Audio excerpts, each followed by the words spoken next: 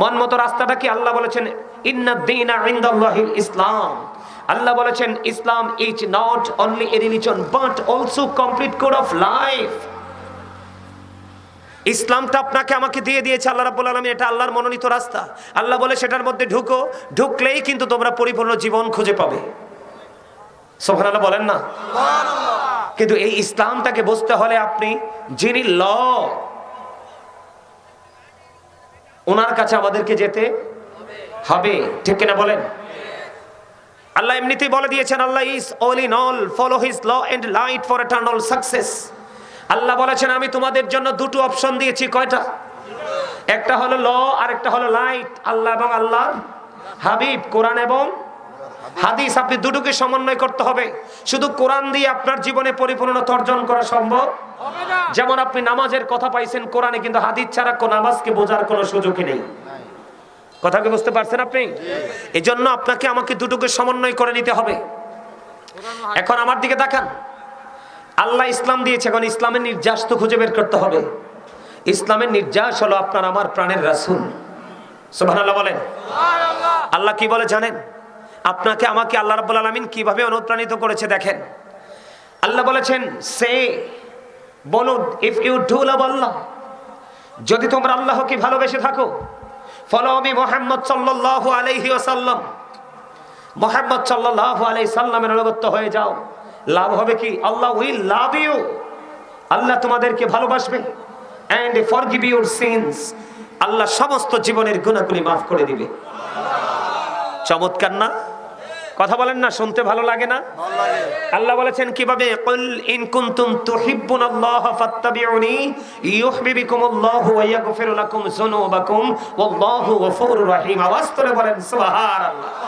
আরে আরো জোরে সুবহানাল্লাহ। এটা কিন্তু আপনার নাস্তা, জানেননি? রাতের ডিনার। এই যে সুবহানাল্লাহ বলছেন না, এটা হলো আপনারা যারা, অন্য সবাই না, কিন্তু যারা জান্নাতের বাগানে এসেছেন, এই সুবহানাল্লাহটা যদি দুপুরে আপনি মাহফিলে বসে করতেন, তাহলে সেটা হতো আপনার দুপুরে লাঞ্চ। এই সুবহানাল্লাহটা যদি আপনি সকালে জান্নাতের বাগানে বসে করতেন, যেমন মসজিদে বসে করেন, সেটা হবে আপনার সকালের ব্রেকফাস্ট। কেন? নবীজি জানিয়ে দিয়েছে আজকে আমরা যারা এখানে এসেছি সবাই জান্নাতি হয়ে গেছি। আমরা আজকে জান্নাতের বাগানের মেহমান হয়ে গেছি। তো মেহমান আসলে তাদেরকে কিছু নাস্তা দিতে হয় না? নবীজি বলে দিয়েছেন তোমরা যারা জান্নাতের বাগানে এসেছো তোমরা জান্নাতের মেহমান, তোমাদের জন্য নাস্তা হলো এই সুবহানাল্লাহ। বলে হুজুর কেমন নাস্তা? নাস্তাটা কেমন? সুবহানাল্লাহ। আমাদেরকে তাকান, নাস্তাটা কেমন? প্রত্যেকটা, আমার ওয়াজটা আপনারা মনে রাখবেন, আমি নবীজির কাছে ছিলাম, খেয়াল রাখবেন। প্রত্যেকটা পার্সন ডবল পার্সন। আপনি, আমি, আমরা সবাই কি ডবল পার্সন, কেউ কিন্তু সিঙ্গেল নয়। আমাদেরকে দেখান, এই যে বডি, মাথা থেকে পা পর্যন্ত বডি স্ট্রাকচারটা, এটাকে আমরা মানুষ বলি। ইংলিশ এটাকে বলা হয় ম্যান অথবা পার্সন। আল্লাহর কোরআনের ভাষা এটাকে কখনো বলা হয়েছে ইয়া আইয়ুহান নাস, আবার কখনো বলা হয়েছে ইয়া আইয়ুহাল ইনসান। এটা হলো এই মাথা থেকে পা পর্যন্ত বডিটার নাম। কোনটার নাম?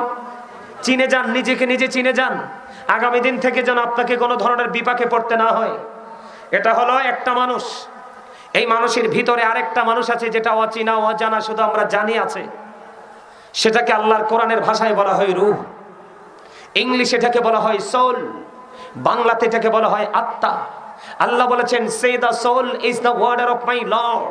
আল্লাহ বলেছেন কুলির রূহু মিন আমরি রব্বি, first tense, present tense, future tense, অতীত, বর্তমান, ভবিষ্যৎ। আল্লাহ রাব্বুল আলামিন বলেছেন এই যে আত্মাটা, এটার কিন্তু কোনো ক্ষয় নেই, এটার কিন্তু কোনো মরণ নেই, এটার কিন্তু কোনো বিনাশ নেই। এটা শুধু স্থান পরিবর্তন করে। কি করে? স্থান পরিবর্তন করে। একদিন ছিল রুহের জগতে, আজকে আপনার বডিতে, আরেকদিন কিন্তু আপনার আমার বডি ছেড়ে চলে যাবে ওপারে। এই পৃথিবীতে চলার সময় বাঁচার জন্য আপনার দেহের খাবার লাগে। কি লাগে? খেয়াল করেন, কিসের খাবার লাগে? দেহের খাবার লাগে। বুট বলেন, বাদাম বলেন, চানাচুর বলেন, চা বলেন, বিস্কিট বলেন, ভাত, কুরমা, ফালাও, এগুলো সব বডির খাবার। এটা দুনিয়াতেই সীমাবদ্ধ, আর এটা কিন্তু দুনিয়াতেই শেষ।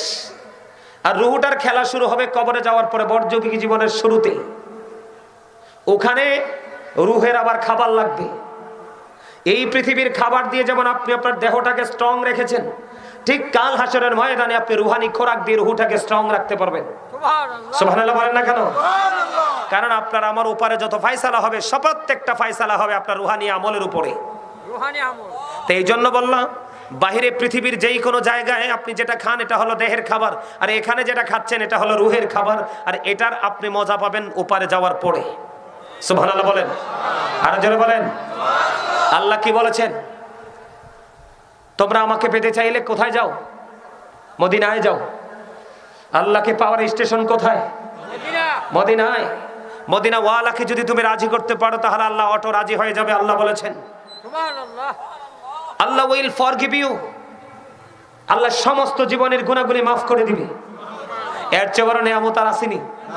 এখন আসেন স্টেপ বাই স্টেপ ধারাবাহিকভাবে আমি আসছি আপনার কাছে। আপনাকে কি করতে হবে? আল্লাহকে রাজি করতে হবে। তো আল্লাহকে রাজি করতে হলে আল্লাহ বলেছে কোথায় যেতে হবে? মদিনা ওয়ালার কাছে যেতে হবে। এখন আপনি তো মদিনা ওয়ালাকে কি করেন নাই? দেখেন না। আপনি কি করেন নাই? মদিনা ওয়ালাকে চেনেন নাই। কি করেন নাই? আমি একটা হাদিস শরীফ আপনাদেরকে দেখে আমি এটাকে দেখে বলতে হবে না, আপনাদেরকে অ্যাক্টিভ করার জন্য আমি হাদিস শরীফটা বলছি, আপনারা একটু খেয়াল করবেন। বুখারী এবং মুসলিম শরীফের মধ্যে আসছে। আমি বিশেষ করে এখন আমার কাজ হলো আমার যুবকদেরকে নিয়ে। কাদেরকে নিয়ে? আমার যুবকদেরকে নিয়ে আমার কাজ। তার কারণ হলো আমি চোখ মেলেই দেখতে পাই সকাল থেকে বিকেল পর্যন্ত আমার যুবক আজকে পথভ্রষ্ট হয়ে গেছে, ধ্বংসস্তূপে পরিণত হয়ে গেছে। এই যে দাড়িতে আছে কিনা বেঈমান কাফের? আপনারা বাবারা বলেন, বেঈমান কি দাড়ি? বেঈমান কাফেররা দাড়িতে ঢুকছে কিনা? কিন্তু এখানে ঢুকার কথা ছিল কার? রাসূলকে। তুমি রাসূলকে ভালোবাসতে হবে। কি করতে হবে? আমার আলোচনা তোমরা মন দিয়ে না শুনলে ভাই কিছু বুঝবে না। অত্যন্ত গুরুত্ব সহকারে অ্যাটেনটিভলি তোমরা আমার আলোচনাটা শোনো। আমার আজকে আলোচনার যে শিরোনাম, আমার আজকের যে আলোচনার যে হেডলাইন, আমি হেডলাইনটা কি দিয়েছি তোমরা খেয়াল করো নাই? ইয়া আইয়ুহাল্লাযীনা আমানু কু আনফুসাকুম ওয়া আহলিকুম নারা। আল্লাহ রাব্বুল আলামিন বলেছেন, O believers, save yourself and your families from the fire. আল্লাহ ঈমানদারদেরকে ডাক দিয়েছেন। আল্লাহ ঈমানদারদেরকে ডেকে বলেছেন তুমি জাহান্নাম থেকে বাঁচো এবং তোমার পরিবারকেও বাঁচাও। এখন আপনি যদি অসুস্থ হন ডাক্তার লাগবে। আপনি যদি বাড়ি অবকাঠামো নির্মাণ করেন তাহলে আপনার জন্য ইঞ্জিনিয়ার লাগবে।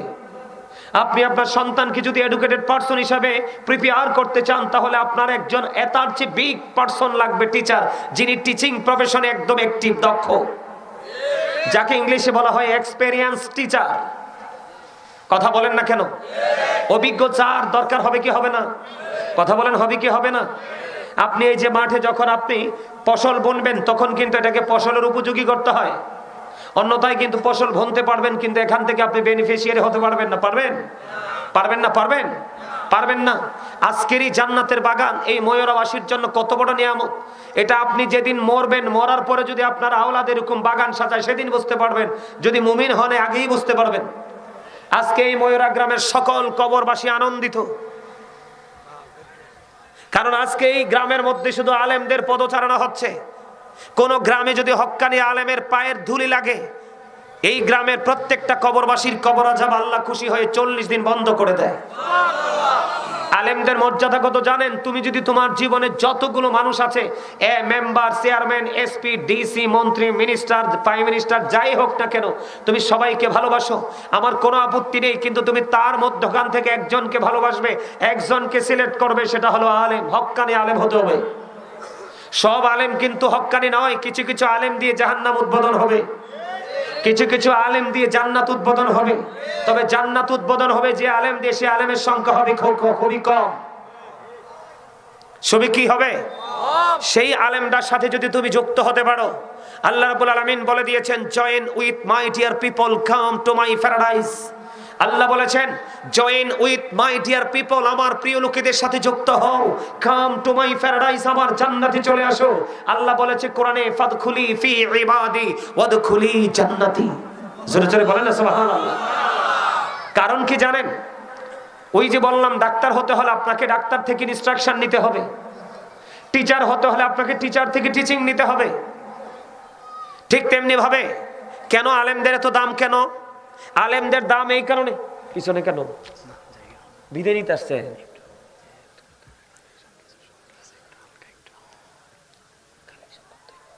কি লেগে?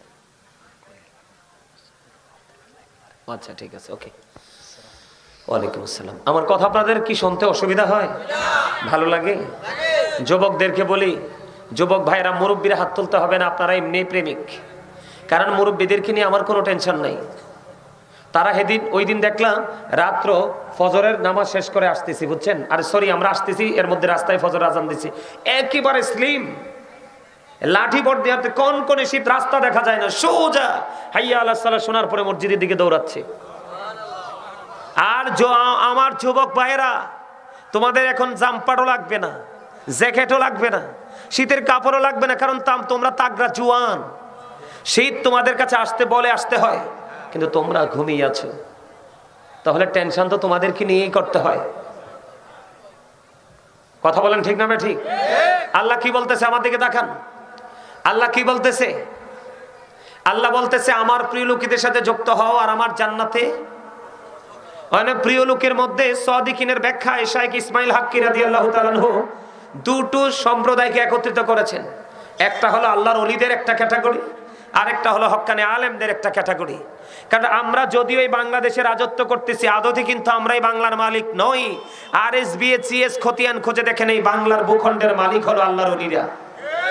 ওমা, তারা যদি যুদ্ধ না করতো, আমরা কি আজকে ইসলাম প্রচার করতে পারতাম? আজকে দেখেন না ভারত আমাদের বিরুদ্ধে কিভাবে চতুর্দিক দিয়ে ষড়যন্ত্র করছে। গৌর গোবিন্দ কি সেই জমানায় করে নাই? কথা বলেন না কেন? হিন্দুস্তানের জমিনে কি রাজা পৃথিরাজ কি খাজা গরিবে নামাজকে ধ্বংস করার চেষ্টা করে নাই? করেছে, কিন্তু কেউ কি দমে ছিল? আমার দিকে তাকান, আমি আলোচনাটা করতে চাই আপনাদের সামনে। আপনারা আমাকে কিছু সময়ের জন্য আপনাদের টিচার মনে করবেন। কি মনে করবেন? টিচার। তাহলে আজকে হেদায়েত নিয়ে যেতে পারবেন। আপনারা আমার বাবার বয়সী আমি জানি, কিন্তু আমি আজকে আলোচক হিসাবে আমি আপনাদেরকে ইনস্ট্রাকশন দিব, আপনারা সেটা মনে করবেন আমরা ছাত্র হিসাবে গ্রহণ করছি।